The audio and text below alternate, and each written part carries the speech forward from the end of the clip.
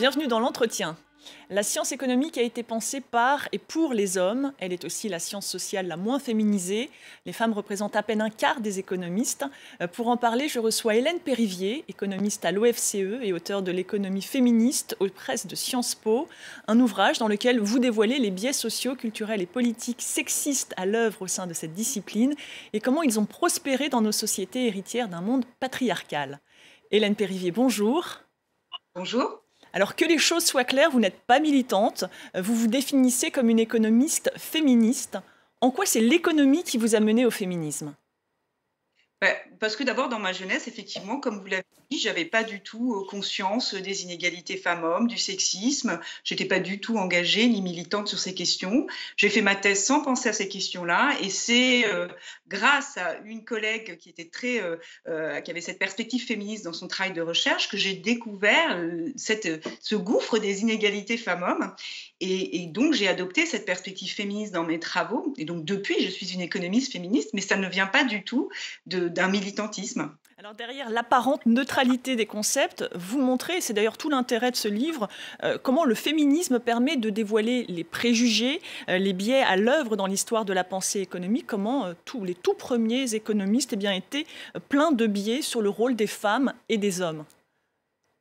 Oui, alors c'est vrai que ces premiers économistes, en tout cas si on commence l'économie à la fin du XVIIIe, donc étaient empreints d'une certaine vision des rôles des femmes et des hommes, avec une forme d'essentialisme. Le destin des femmes et des hommes devait être inscrit dans une sorte d'ancrage naturel. Et donc ça a marqué en partie la façon dont ils ont analysé les processus d'échange et marchands. C'est aussi pour ça qu'ils ont laissé de côté un certain nombre de questions pendant très longtemps, notamment évidemment la question du travail domestique et familial réalisé par les femmes dans la famille. Donc, ils ont insuffisamment intégré cette dimension non marchande de nos économies dans leurs analyses et donc ça pose un certain nombre de problèmes. L'économie de marché, vous le dites, est fondée sur la division sexuée des tâches. En gros, les hommes au travail, les femmes à la maison, au service des autres parce qu'elles seraient altruistes, là où les hommes, eux, seraient égoïstes. On est très très loin de la neutralité scientifique.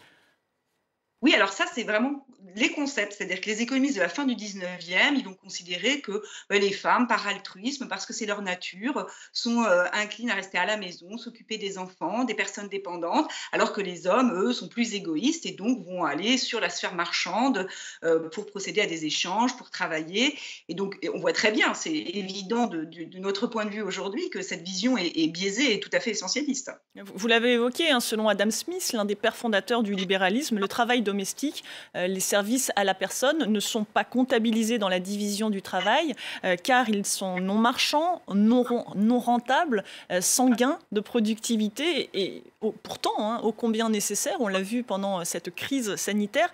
Comment faire aujourd'hui pour que ces métiers traditionnellement féminins, mal rémunérés, souvent pénibles, soient réellement revalorisés ? Alors peut-être pour dire qu'Adam Smith, lui, juste, il évince de son approche un certain nombre de tâches qui sont des tâches qui produisent des services. Et pour lui, la question du productif, elle est du côté de la production de biens, de choses tangibles. Donc c'est pour ça qu'il va un peu évincer cette question-là.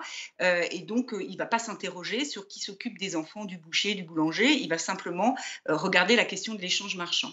Alors c'est vrai qu'aujourd'hui, ces services à la personne, aux personnes dépendantes, aux personnes malades, aux enfants, ce sont des services dans lesquels il n'y a pas de gain de productivité sans baisse de la qualité. Donc il n'est pas possible de faire plus sans altérer la qualité du service parce que ce sont des services dans lesquels on a besoin de passer du temps avec les personnes dont on s'occupe et on a particulièrement vu dans la crise qu'on a traversée le rôle des aides-soignantes par exemple qui doivent consacrer un certain nombre de temps aux personnes âgées et donc c'est de ce point de vue-là c'est vrai que la question du marché ne peut pas résoudre l'idée des salaires donc ne peut pas tirer les salaires vers le haut donc il faut vraiment qu'il y ait un engagement de la puissance publique pour réorganiser ce secteur de sorte à la fois améliorer les conditions de travail, la professionnalisation de ces métiers et augmenter les salaires pour les tirer vers le haut.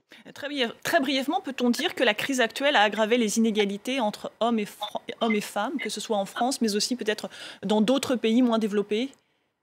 Alors, c'est vrai que dans les pays à bas revenus, c'est très net, la situation des femmes s'est profondément dégradée, notamment parce qu'elles sont surreprésentées dans le secteur informel et ce secteur a été particulièrement affecté par cette crise que nous traversons. Dans les pays à haut revenu, c'est un peu plus difficile de trancher parce que l'emploi des femmes et des hommes a été fortement affecté.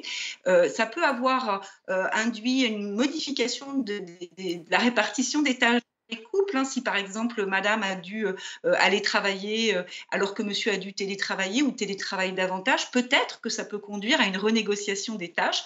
Dans certains cas, on a aussi vu que des femmes qui télétravaillent se voient être en charge à la fois de l'éducation des enfants, de toutes les tâches domestiques qui s'accroissent. Mhm. Donc c'est un peu compliqué de conclure à ce stade en tout cas. Alors pour revenir à la théorie, vous montrez qu'aucun économiste ou presque ne s'est intéressé à cette question du travail des femmes, aux discriminations.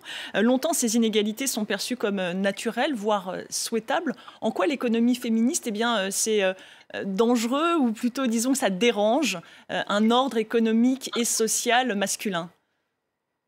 Alors, disons que certains économistes s'y sont intéressés dès le 19e, mais comme on l'a dit tout à l'heure, c'était plutôt dans une perspective plutôt essentialiste, ou en tout cas pas en essayant de porter l'injustice qui était faite aux femmes, et qui est encore le cas au regard des inégalités professionnelles notamment. Donc, ce que pose la question féministe, et le côté très subversif de cette approche, c'est vraiment de faire de l'égalité des sexes un objectif à atteindre pour nos sociétés, et de l'intégrer à la fois dans les questions qu'on pose, donc essayer de poser des questions qui intéresse la question féministe. Vous avez parlé de la question du travail des femmes et de leur valorisation. On peut parler de la question du partage des tâches parentales. Et j'en oublie évidemment. Et donc, poser les bonnes questions, y répondre de façon parfaitement scientifique, avec des méthodes éprouvées, et puis ensuite en tirer les conséquences. Et ça, c'est évidemment très normatif. Et nous souhaitons réduire les inégalités femmes-hommes dans une perspective féministe. Alors, autre nuance que vous apportez dans cet ouvrage, vous montrez que l'économie féministe est plurielle, transversale à toutes les écoles de pensée, y compris le libéralisme. Ce n'est pas qu'une simple critique du capitalisme et de l'individualisme. Oui, alors c'est vrai que la pensée féministe en économie, elle est née du marxisme qui était bien équipé pour penser l'oppression et la domination. Mais si on remonte un peu en arrière, il y a des grands penseurs libéraux comme John Stuart Mill, hein, qui est très connu pour son essai sur le féminisme, qui avait un véritable engagement de ce point de vue-là. Lui faisait le pari que la liberté individuelle allait conduire à l'égalité. Alors c'est évidemment John Stuart Mill, c'est le milieu du 19e siècle, mais également aujourd'hui, hein, un certain nombre d'économistes vont penser que le marché peut porter une certaine forme d'émancipation, ce qui est tout à fait exact. Hein. Les femmes, en participant au marché du travail, elles ont acquis une autonomie économique, une forme d'émancipation économique. Donc la question féministe, c'est vrai qu'elle est transversale à toutes les écoles de pensée, et c'est ça qui, je pense, est tout à fait intéressant dans cette perspective. Et comment faire en sorte justement que davantage d'économistes, hommes ou femmes, s'emparent de cette économie féministe? Comment faire en sorte que leurs recherches soient publiées dans les grandes revues? Comment faire en sorte qu'elles portent plus, qu'elles gagnent en influence?